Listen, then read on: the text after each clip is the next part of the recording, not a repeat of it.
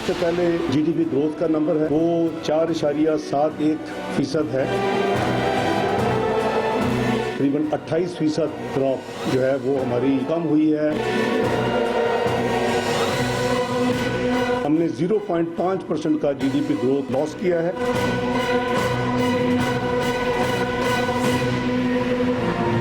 हुकूमत की एक साला कारकर्दगी रिपोर्ट, ज्यादातर अहदाफ हासिल करने में नाकाम, सनतों की मायूस कुन कारकर्दगी, ज़रई शोबा बुरी तरह मुतासिर, कपास हदफ के पास भी ना पहुंच सकी, पैदावार में 28% कमी, मुल्की बरामदात में भी कमी। इसहाक डार ने बिजली की पैदावार में इजाफे की खुशखबरी भी सुना दी।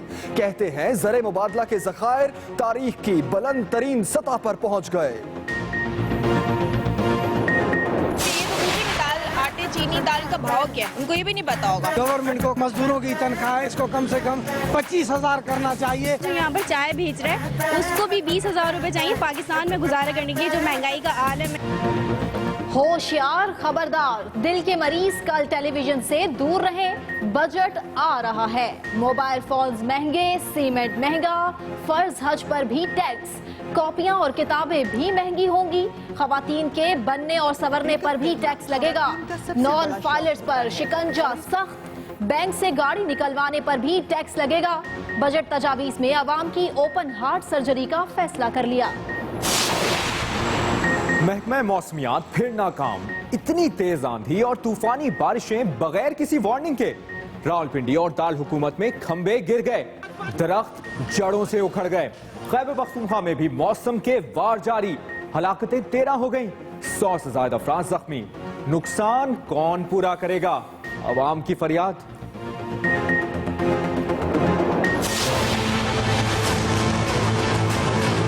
टैंकर ने जो है वो हड़ताल की हुई है, तो हम कहाँ जाएं पानी के लिए। यार अगर पानी आता भी है तो गटर का मिला हुआ पानी आता है और हम बेहद परेशान हैं। कराची में पानी नहीं मगर पानी के टैंकर की हड़ताल ने पसीने के साथ आंसू भी निकलवा दिए। माफिया ने मुतालबात के लिए शारा फैसल को मैदान जंग बना दिया। दफातर से घर का रास्ता शहरियों के लिए पुले सरात बन गया। मिनटों का फासला घंटों में बदल गया। टैंकर मालिकान कहते हैं हाइड्रेंट्स का निजाम रेंजर्स के हवाले किया जाए। पुलिस का एहतजाजी टैंकर मालिकान के खिलाफ क्रैकडाउन, लाठीचार्ज। ऑपरेशन के बाद वजीर आजम की सेहत में तेजी से बेहतरी। आज रात आईसीयू से कमरे में मुंतकिल किया जाएगा। मरियम नवाज कहती हैं वजीर आजम ने पूरे होश में उनसे 2 मिनट तक बात की। डॉक्टर्स ने हल्की फुल्की चहलकदमी भी कराई। एक्सप्रेस न्यूज के प्रोग्राम जी फॉर गरीदा में गुफ्तगू।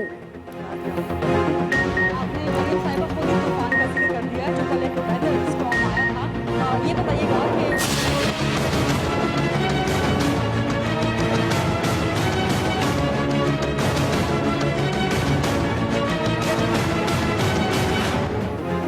इक्तिसादी राहदारी के खिलाफ साजिशों से वाकिफ हैं, मंसूबा मुकम्मल करने के लिए हर कीमत चुकाने को तैयार हैं।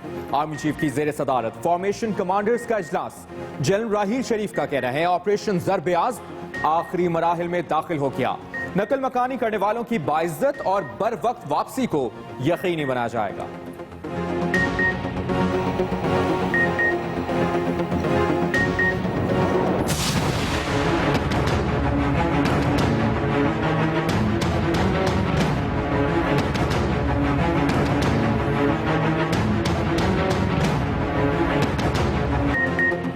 नन्हे अब्दुल्ला की मां के कत्ल की कई गुत्थियां ना सुलझ सकी। कराची से मिलने वाली हलीमा की लाश की शनाख्त हो गई, लेकिन मुलजिम रिजवान अब भी पुलिस की पकड़ से दूर। पुलिस ने फुर्ती दिखाकर रिजवान की अहलिया को हिरासत में ले लिया। सोनिया का कहना है कि हलीमा पहले उनके घर में रहती थी।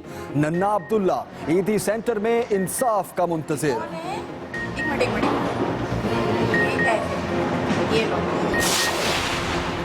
झंडा किसकी पार्टी का? पेशावर में पार्टी परचम लगाने के लिए पीपल्स पार्टी और नून लीग कारकुनों में तू मैं खूनी जंग में बदल गई। मामला बिगड़ने पर दोनों जानिब से फायरिंग का तबादला। बाप बेटे समेत 3 अफराद जान से गए। पुलिस ने 3 अफराद को हिरासत में ले लिया।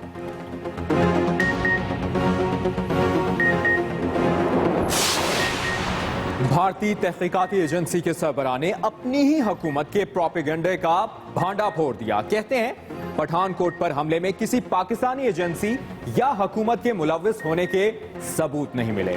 उधर गुजरात फसादात में भारतीय सुप्रीम कोर्ट का अधूरा इंसाफ, 69 बेगुनाह मुसलमानों को बेदर्दी से जलाने वाले 36 इंतहा पसंद हिंदू बरी, सिर्फ 24 को सजा। पीपल्स पार्टी हुकूमत की हर अदा निराली। कमिश्नर कराची आसिफ हैदर शाह को वजीर बल्दियात से इख्तलाफात पर ओहदे से हटा दिया गया। छुट्टियों पर बैरून मुल्क मौजूद एजाज अहमद खान नए कमिश्नर तैनात, वापसी पर चार्ज संभालेंगे। वजीर आला और वुज़रा नए कमिश्नर की तारीफों के पुल बांधते रहे।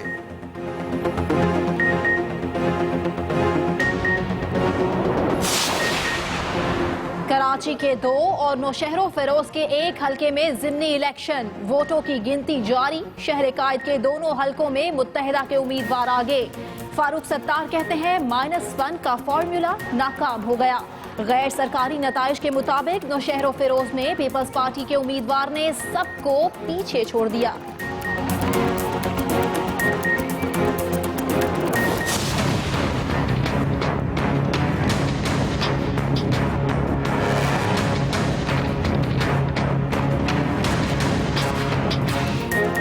मुल्क के मुख्तलिफ शहरों में नर्सों ने अवाम के नाक में दम कर दिया। मुतालिबात मनवाने के लिए एहतजाज का रास्ता अपना लिया। लाहौर के बाद पेशावर और मुल्तान की नर्सें अस्पताल के बजाय सड़कों पर आ निकली। शदीद गर्मी में ट्रैफिक जाम, शहरियों से तल्ख कलामी। खैबर पख्तूनख्वा हुकूमत का एहतजाज पर गई जेरे तरबियत नर्सों को फारिग करने का फैसला। बुलेटिन का आगाज होगा बड़ी खबर से। पठानकोट हमले में पाकिस्तान मुखालिफ भारतीय प्रोपेगेंडे का भांडा फूट गया। भारतीय कौमी तहकीकाती इदारे के सरबराह ने पाकिस्तान को बेकसूर करार दे दिया। आपको बताते चलें कि पठानकोट हमले में पाकिस्तानी हुकूमत या किसी एजेंसी का हाथ नहीं, ऐसा कहना है शरद कुमार का। भारतीय कौमी तहकीकाती इदारे के सरबराह ने पाकिस्तान को बेकसूर करार दे दिया। आपको इस अहम खबर से आगाह कर रहे हैं। पठानकोट हमला, भारतीय प्रोपेगेंडा बेनकाब हो चुका। पठानकोट हमले में पाकिस्तानी हुकूमत या किसी एजेंसी का हाथ मुलव्विस नहीं। पठानकोट हमला, पाकिस्तान मुखालिफ भारतीय प्रोपेगेंडे का भांडा फूट गया। जी हाँ, ये अहम मामला, अहम खबर आपको बताएं। पठानकोट हमला, भारतीय प्रोपेगेंडा बेनकाब हो गया है। भारतीय कौमी तहकीकाती इदारे के सरबराह ने पाकिस्तान को बेकसूर करार दे दिया है। शरद कुमार का कहना है कि पठानकोट हमले में पाकिस्तानी हुकूमत या किसी एजेंसी का हाथ नहीं था। पठानकोट हमले से इस हवाले से आपको बताते चले, पाकिस्तान मुखालिफ भारतीय प्रोपेगेंडे का भांडा फूट गया है। इसी पर बात करेंगे अवामी मुस्लिम लीग के सरबराह शेख रशीद अहमद साहब से। शेख साहब, बहुत शुक्रिया आपके वक्त के लिए। अब तो भारतीय कौमी तहकीकाती इदारे के सरबराह ने भी पाकिस्तान को बेकसूर करार दे दिया है, आप क्या कहेंगे? मैं समझता हूँ ये पाकिस्तान की बहुत बड़ी फतेह है, और वो लोग जिन्होंने पाकिस्तान में पर्चे कटाए और वो लोग जिन्होंने पाकिस्तान को खामखा इसमें कमजोरी बताई और जिन लोगों ने जोरदार तरीके से अपना दिफा किया और अपने ऊपर मलबा ले लिया, मेरा ख्याल है उनको शर्मिंदगी होगी। सांच को आंच नहीं है। और पाकिस्तान ने जिस तौर पे जिस टाइम पूरा तामन किया इंडिया के साथ, और अब इंडिया का खुद मीडिया, खुद उनकी एजेंसी बोल रही है कि पाकिस्तान इसमें मुलव्वस नहीं है। जिस तरह उसने डीएसपी का एक ड्रामा रचाया था जी के डीएसपी से जीप लेके चले गए और फिर किसी ने 4 आदमी बताए, किसी ने 6 बताए। मेरा ख्याल है पाकिस्तान की बहुत बड़ी इखलाकी और सियासी फतेह है, और इसमें हम मेरा ख्याल है कि पाकिस्तान को जो मुर्दे इल्जाम दुनिया में ठहराया जा रहा था, उसमें मेरा ख्याल है पाकिस्तान का कद बेहतर हुआ है और उसको इज्जत मिली है। और शेख साहब, इस हमले के बाद पाकिस्तान की तरफ से जो एक पॉजिटिव जेस्चर दिया गया, इसका मुकदमा भी दर्ज किया गया, इसकी तहकीकात के लिए टीम भी वहां पर गई, तो उसके बाद अब पीस टॉक के अमल को आप कहां देख रहे हैं? क्या आप नहीं समझते कि अब भारत को शुरुआत करनी चाहिए? उसकी करनी तो चाहिए जी। मेरी सियासी जिंदगी में सूरन सिंह और भुट्टो के दरमियान एक दिन में 2 मुलाकातें हुई, लेकिन नतीजा नहीं निकला। ये हमारी बदनसीबी है कि दोनों तरफ कोई ऐसे हालात नहीं बने, और जब भी बने कोई ना कोई ऐसा फटा पड़ा कि बात आगे नहीं चल सकी। और अभी भी दोनों तरफ कोई इतनी दूर अंदेश की आदत नहीं है कि पाकिस्तान को और इंडिया को इस मसले में आगे लेके जा सके। मेरा ख्याल है हम पीछे की तरफ ही जा रहे हैं। शेख रशीद साहब, सरबरा मुस्लिम लीग अवामी पार्टी के हैं आप, और आप हमसे बात कर रहे हैं। शेख साहब, फिर आप ये भी बता दीजिए कि पाकिस्तान की जो अब पॉलिसी है, खासतौर पर इंडिया को लेकर हमेशा कोशिश की गई है, दोस्ती का हाथ आगे बढ़ाया गया, और खासतौर पर इस मौजूदा हुकूमत की भी बात करेंगे, तो अब क्या पाकिस्तान की तरफ से भी एक कदम और आगे बढ़ाया जाए?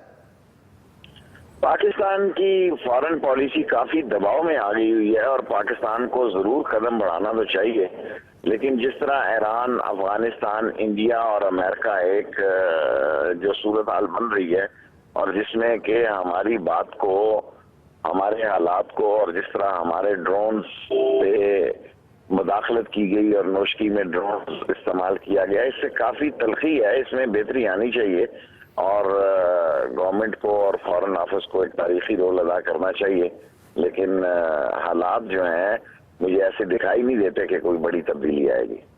शेख रशीद साहब, बहुत शुक्रिया आपके वक्त के लिए। अपने नाज़रीन को बताते चलें कि DGNA का कहना है कि पठानकोट वाक़े में पाकिस्तान मुलव्विस नहीं है। भारतीय कौमी तहकीकाती इदारे के सरबराह ने पाकिस्तान को बेकसूर करार दिया है। पठानकोट हमले में पाकिस्तानी हुकूमत या किसी एजेंसी का हाथ नहीं था, ऐसा कहना था शरद कुमार का। पठानकोट हमला पाकिस्तान मुखालिफ भारतीय प्रोपेगेंडा एक बार फिर खुलकर सामने आ गया। पठानकोट हमले का जिम्मेदार इससे कबल पाकिस्तान को ही ठहराया जाता रहा, और अब ये बयान सामने आया है भारत की जानिब से, शरद कुमार की जानिब से, जिसपे साफ कहा गया है कि पठानकोट हमले में पाकिस्तानी हुकूमत या किसी एजेंसी का हाथ मुलव्विस नहीं था। ये पाकिस्तान के लिए बहुत बड़ी कामयाबी है कि पठानकोट हमले में पाकिस्तान मुखालिफ भारतीय प्रोपेगेंडा जिसका भांडा फूट गया है। खबरों के सिलसिले को आगे बढ़ाते हैं। एक और बड़ी खबर दें आपको कराची से। शारा फैसल पर टैंकर मालिकान ने एहतजाज किया है। पुलिस ने मुजाहिरीन पर लाठी चार्ज किया और मुतादिद टैंकर मालिकान को हिरासत में भी ले लिया है। कई ड्राइवर टैंकर्स छोड़कर फरार हो गए। जी हां, कराची से ये अहम खबर आप तक पहुंचा रहे हैं। मुतादिद टैंकर मालिकान को हिरासत में लिया गया है। मजीद जाने के मज़ाहिर सईद हमारे साथ लाइन पर मौजूद है। मज़ाहिर सईद, बताइएगा कि इस वक्त क्या सूरत हाल देख रहे हैं आप? जी बिल्कुल, देखिए इस वक्त ट्रैफिक को जो है दोनों शारा फैसल के दोनों ट्रैक्स को जो है वो खोल दिया गया। इससे कबल हम आपको ये बताएं कि सुबह सवेरे से जो टैंकर एसोसिएशन का एहतजाज जारी था वो जारी था। मुज़ाकरात मुसलसल तौर पर नाकाम रहे, जिसके बाद मजबूरन पुलिस ने इन पर लाठी चार्ज किया। लाठी चार्ज के दौरान जो है वो मुतअद्दिद प्राइवेट गाड़ियों के शीशे जो है वो ट्रक के वो टूट गए, और इसके साथ साथ अगर बात की जाए तो ट्रक ड्राइवर्स के साथ साथ टैंकर माफिया जो एसोसिएशन है इसके भी मुतअद्दिद लोगों को जो है वो हिरासत में ले लिया, और पुलिस का कहना यह कि इनके खिलाफ जो है वो कानूनी कार्रवाई की जाएगी और मुकदमा दर्ज किया जाएगा। जी अच्छा मुजाहिद सईद, जरा ये पिक्चर क्लियर कीजिए कि शाम को जो एहतजाज किया जा रहा था, जो अवाम बेचारी परेशान है, जिनको पानी नहीं मिल रहा, उसमें कहीं ना कहीं इन टैंकर माफिया का भी लेना देना है। अब टैंकर माफिया ये एहतजाज के लिए निकल आई है, वाटर बोर्ड हुकाम क्या कहते हैं इस पर? जी बिल्कुल, देखिए टैंकर माफिया के अंदर दो ग्रुप बन चुके हैं। एक वाटर बोर्ड हुकाम का अपना टैंकर माफिया है जिसको मुसलसल पानी की फराहमी मिल रही है, जबकि दूसरा टैंकर माफिया है जो वाटर बोर्ड को जो है शायद हफ्ता वगैरह नहीं दे रहा। हमारा जरा का कहना है ये, जिसकी वजह से इस टैंकर माफिया ने जो एहतजाज का दायरा इख्तियार किया, जबकि दूसरे टैंकर माफिया जो है वो अपनी चांदी गर्म करने में नोट मसरूफ हैं। जी ठीक है, मज़ाहिर साहब ये भी बताएगा कि अभी तक कितनी गिरफ्तारियां अमल में लाई गई हैं? जी 15 टैंकर ड्राइवर जो हैं वो इनको गिरफ्तार कर लिया गया है, जबकि इनके साथ एसोसिएशन के 3 लोग थे जो मुज़ाकरात के लिए गए थे, उनको भी जो है वो हिरासत में पुलिस ने ले लिया है। जबकि शारा फैसल पर अभी तक 50 के 50 टैंकर उसी हालत में खड़े हुए हैं। 2 ट्रक जो शारा फैसल के हैं वो टैंकर माफिया के टैंकर की वजह से अभी तक उस पर काबिज है, क्योंकि उनके ड्राइवर कुछ मकबूल हो चुके हैं। कुछ ड्राइवर को हिरासत में ले लिया गया, जिसकी वजह से टैंकर यहाँ से मूव नहीं हुए। ट्रैफिक चल तो रहा है, लेकिन ट्रैफिक की रवानी में जो है थोड़ा सा खलल जरूर आ रहा है। जी ट्रैफिक की रवानी में भी खलल आ रहा है, आपने हमें अपडेट किया है। मज़ाहिर सईद आपका बहुत शुक्रिया। मुतादिद टैंकर मालिकान को हिरासत में ले लिया गया है। कई ड्राइवर्स मौका से ही फरार हो चुके हैं, लेकिन इसके बावजूद कई गिरफ्तारियां अमल में लाई गई हैं। शारा फैसल पर पुलिस और इस वक्त टैंकर माफिया के दरमियान इस वक्त लाठी चार्ज हम आप तक पहुंचा रहे हैं। एहतजाज के बाद के ये मनाजिर हैं जब पुलिस ने लाठी चार्ज किया। जी हां, बजट का झटका। आपको अहम खबर दें, हुकूमत की 1 साला कारकर्दगी का नतीजा सामने आ गया है। बड़े अहदाफ हासिल ना हो सके, ज़रई और सनती शोबे पासिंग मार्क्स तक ना ले सके। बरामदात में भी 9% कमी हुई है। मुआशी तरक्की की भी तनज़्ज़ुली हदफ 5.5 था, मगर हुसूल 4.7% रहा। ज़रई और सनती शोबे की अगर बात की जाए तो वो तो पासिंग मार्क्स तक ना ले सके। जी हाँ, तो आपको इस अहम खबर से आगाह कर रहे हैं। आपको बताएं कि बरामदात में भी 9% कमी वाक़ हुई है। मुआशी तरक्की की भी तनज़्ज़ुली सामने आई।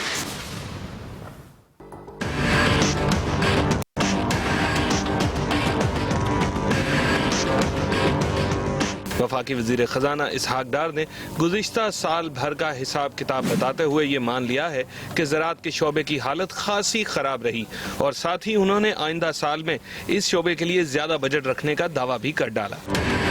एग्रीकल्चर जो है वो 0.19% नेगेटिव है और उसका टारगेट हमने 3.9% रखा था, जिसमें मैंने आपको अभी एक्सप्लेन किया कि जो सबसे बड़ी हिट है वो हमें कॉटन की क्रॉप की वजह से पड़ी है। 13.96 मिलियन बेल्स पिछले साल थी। इस साल जो नंबर हमें पाकिस्तान बेल्स स्टेटिस्टिक्स ने दिया 10.07 मिलियन बेल्स। इसहाक डार, जिनसे कौम बड़ी उम्मीदें लगाई बैठी थी, उन्होंने गुज़िश्ता साल में मुल्की बरामदात के बारे में भी कोई अच्छी खबर ना दी। हदफ हासिल करना तो दूर, पिछले साल के मुकाबले में भी खासी कम रही। एक्सपोर्ट्स में जो अभी तक हमारे पास 10 महीने के फिगर्स हैं वो पिछले साल 20.1 बिलियन US डॉलर्स थे 10 महीने के। इस साल जो 10 महीने के फिगर्स हैं वो 18.18 बिलियन US डॉलर्स हैं। अब एक्सपोर्ट्स में जहां करीबन 9.6% या 10% के करीब डिक्लाइन है, जो इंपोर्ट्स हैं उसमें कॉरस्पॉन्डिंग डिक्लाइन नहीं है, क्योंकि कीमतें तो दुनिया में सब चीज़ों की कम हुई हैं।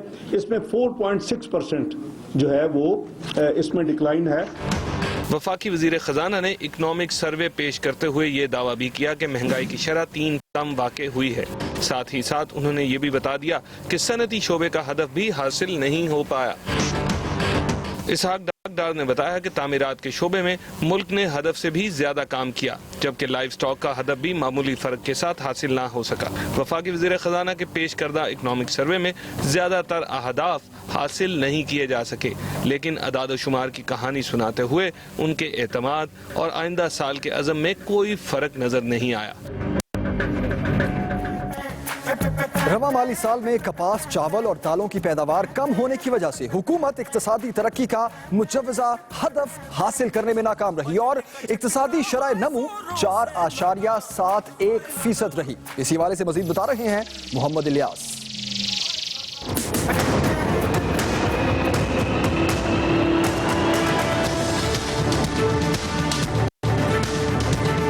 वफाकी वजीर खजाना ने मजमूई कौमी पैदावार में कमी की वजह कपास की खराब फसल को करार दिया है। गंदम की अच्छी फसल भी कपास की कमी से होने वाला नुकसान पूरा करने में नाकाम रही। काश्तकारों ने कपास की पैदावार में कमी की कई वजूहात बयान की हैं। बिजली गैस पूरी नहीं होगी तो जाहिर है सनत और अपना ज़रूरी जो किसान है वो नहीं तरक्की कर सकता। बिजली के बिल ज्यादा आ रहे हैं, हमें सब्सिडी कोई दे नहीं रहा, तो जाहिर है किसान लॉस पे जा रहा है। जब लॉस होगा तो हमसे फसलें भी पूरी नहीं होगी। खाद इतनी महंगी है कि किसान की पहुंच से भी दूर है।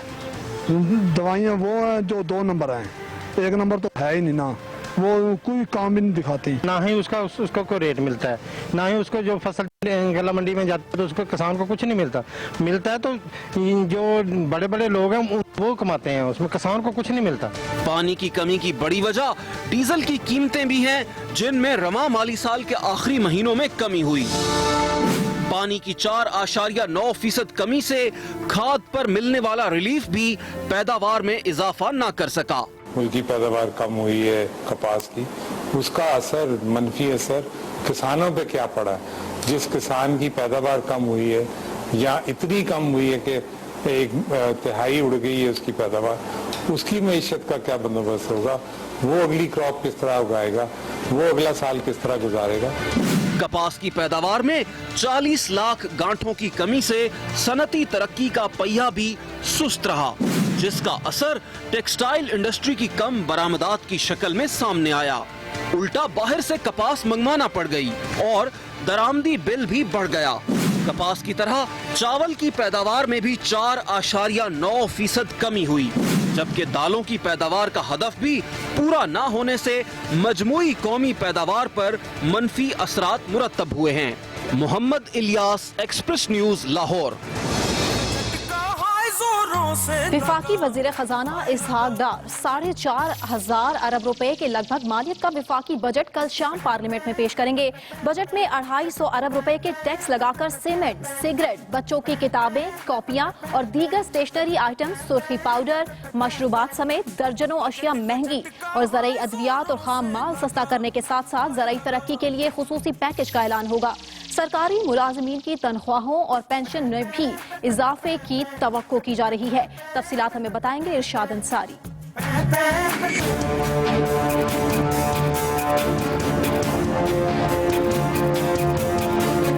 खबरदार, होशियार, विफाकी बजट कल सबके होश उड़ाने आ रहा है। घरों वाले बचेंगे ना गाड़ी वाले। टैक्स की तलवार शादी हॉलों पर भी गिरेगी और सुर्खी पाउडर पर भी। गाड़ी चलाएं या मरम्मत करवाएं, दोनों सूरतों में टैक्स देना पड़ेगा क्योंकि लीजिंग पर टैक्स बढ़ रहा है और इंजन ऑयल, गियर ऑयल महंगे किए जा रहे हैं। ऑपरेशन ज़र-ए-आज़म के मुतासरीन के बचाने के लिए अमीर तबके पर भी सुपर टैक्स लगने वाला है।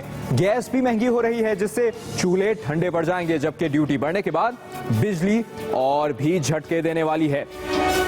घर बनाना और सजाना भी ख्वाब बनने वाला है क्योंकि हुकूमत ने सीमेंट, पेंट, वार्निश समेत हर किस्म के तामीराती सामान पर ड्यूटी बढ़ाने का फैसला कर लिया है। लैंड डेवलपर्स और बिल्डर्स भी विद होल्डिंग टैक्स से नहीं बच पाएंगे और तो और एयर कंडीशनर्स भी पहुंच से बाहर होने वाले हैं। खवातीन के लिए 16 सिंगार करना भी अब अयाशी बन जाएगा। कल आने वाले बजट में सुर्खी पाउडर समेत सजने संवरने की हर चीज पर 16% ड्यूटी लगाने की तजवीज शामिल है। सरकारी मुलाजमीन के लिए अच्छी खबर यह है कि उनकी तनख्वाह और पेंशन में इजाफा किया जा रहा है, लेकिन एक बुरी खबर भी है, वो ये कि सरकार ने नॉन फाइलर्स मुलाजमीन पर अलग से टैक्स लगाने की तजवीज भी रख दी है। हुकूमत ने जितना बड़ा शादी हॉल उतना ज्यादा टैक्स का असूल भी लागू करने की ठान ली है। शदीद गर्मी में ठंडे मशरूबात के मजे भी गए, अब ठंडी ठार बोतल भी जेब पर भारी पड़ेगी। ये नहीं, अब हाजी बनने के लिए 6,500 रुपए, जबकि उम्रा और जियारात करने पर 2,000 रुपए फी का टैक्स भी देना पड़ेगा। बैरून मुल्क सफर भी अयाशी समझा जाएगा क्योंकि इकोनॉमी क्लास में सफर पर 3,000 रुपए टैक्स की भी तजवीज है। इरशाद अंसारी, एक्सप्रेस न्यूज, इस्लामाबाद। नाज़रीन, पाकिस्तान का बजट 4,500 अरब रुपए का होगा, जिसमें से कुछ बड़े बड़े और कुछ छोटे खर्चे होंगे। इस बजट के बड़े बड़े खर्चे कौन से हैं और उनमें कितनी कितनी रकम रखी जाएगी, आपको इंफोग्राफिक्स में दिखाते हैं। पाकिस्तान के बजट को अगर एक बड़े नोट से मिसाल दी जाए तो ये नोट 4,500 अरब रुपए का होगा। अब देखते हैं कि इस बजट में किसका कितना हिस्सा है। इस नोट का सबसे बड़ा हिस्सा 1,420 अरब रुपए कर्जों की अदायगी में चला जाता है। दूसरा बड़ा हिस्सा 860 अरब रुपए अर्ज़े पाक के दिफा के लिए मुख्तस होता है। तकरीबन इतना ही हिस्सा यानी 855 अरब रुपए तरक्याती बजट के लिए मखसूस किया जाता है। मजीद 245 अरब रुपए रिटायर्ड मुलाजमीन की पेंशन के लिए रखे जाते हैं। 169 अरब रुपए सब्सिडी और 40 अरब रुपए सूबों को ग्रांट्स की अदायगी के लिए मखसूस होते हैं। ये हैं वो कुछ बड़े बड़े खर्चे जो हमारे बजट का बड़ा हिस्सा होते हैं। टैक्स, टैक्स और टैक्स। अमीर भले से ना दे मगर एक आम इंसान को तो ये कड़वा घूंट पीना ही पड़ता है। बिल्कुल, साल तो दूर की बात है, चले आपको बताते हैं एक दिन में हम कहां कहां कितना कितना टैक्स अदा करते हैं।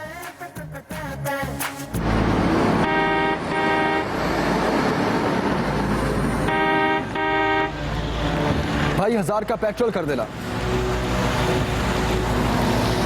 ये क्या, 1000 रुपए के पेट्रोल पर 150 रुपए सेल्स टैक्स और 150 रुपए मजीद पेट्रोल लेवी के लिए जेब से गए। यूं 300 रुपए टैक्स से कहानी का आगाज। मोबाइल का बैलेंस खत्म हो गया है, 100 वाला कार्ड डलवाते हैं। भाई 100 वाला कार्ड देना। शुक्रिया। अरे ये क्या, 100 रुपए का बैलेंस डलवाया और उस पर 36 रुपए टैक्स कट गया। और ये तो अभी आगाज है, कुछ घर का सामान भी तो लेना है। भाई जरा दूध और दही का एक पैकेट देना, एक कुकिंग ऑयल का पैकेट भी दे दें और एक पानी की बोतल भी दे दें। शुक्रिया। कितना हुआ? 1000 रुपए। 1000 रुपए। अब इस 1000 रुपए पे कितने पैसे हुकूमत की जेब में गए? 170 रुपए। जी हाँ, दवाइयां लेनी थी अब्बू की, नुस्खा कहां गया? इस जेब में था। अरे भाई, जान बचाने की दवाई पर भी टैक्स, यहां तो बख्श दो यार। लेकिन क्या करें, जिंदा हैं तो टैक्स तो देना पड़ेगा ना। और कौन सा काम था? बिजली का बिल भरना था, आज आखिरी तारीख है। चलो भाई, बैंक का रुख करता हूं। ये लो भाई, इस बिल पर भी sales tax, fuel surcharge, electricity duty, TV licence fees की मद में ठीक ठाक टैक्स रकम देनी पड़ रही है। यानी 2000 रुपए बिल पर तकरीबन 500 रुपए टैक्स देना पड़ गया है। ओह, मैसेज आया। चलो भाई, इतने टैक्सों के बाद आज एक तो खुशखबरी मिल गई, सैलरी आ गई है मेरी। ओह, इस पर भी इनकम टैक्स कट गया।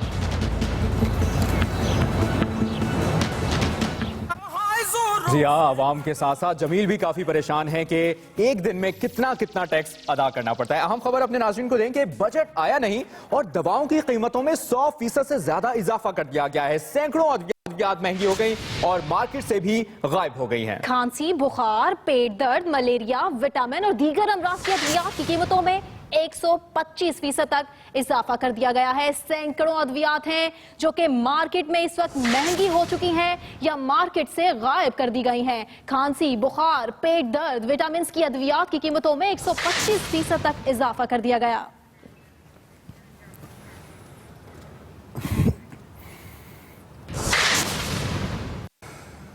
आगे बढ़ते हैं, आपको बताएं कि कराची में नन्हे अब्दुल्ला की वालिदा को सपुर्दे खाक कर दिया गया। दूसरी तरफ हलीमा बीबी के मुकदमा कत्ल में गिरफ्तार सोनिया ने वारदात में मुलव्विस होने से साफ इनकार कर दिया है। सोनिया का कहना है कि उसे अपने शौहर रिजवान और हलीमा के ताल्लुकात के बारे में कुछ भी नहीं पता था। पुलिस ने मफरूर मुल्जिम रिजवान की गिरफ्तारी के लिए पंजाब पुलिस से मदद भी मांग ली है। मज़ीद तफसीलात जानते हैं वासिक मोहम्मद से।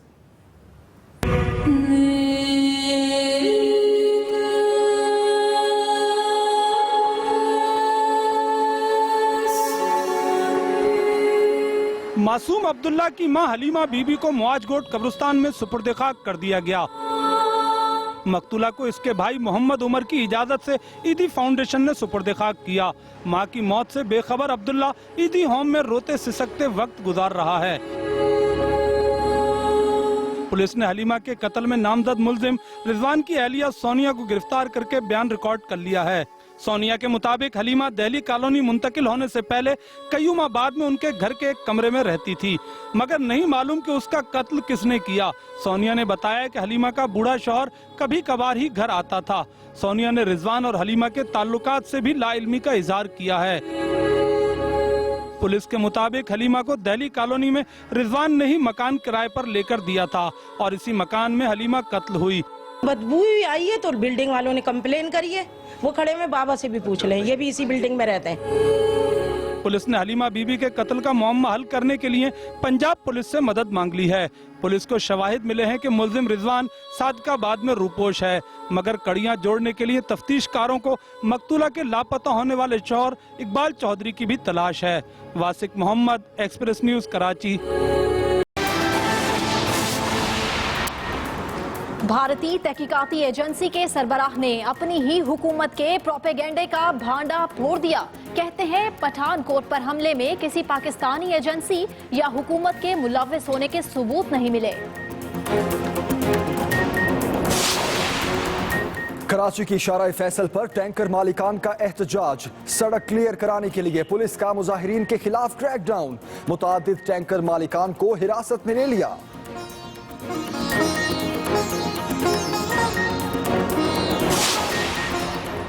और रहीम यार खान में निजी अस्पताल के डॉक्टर का कारनामा।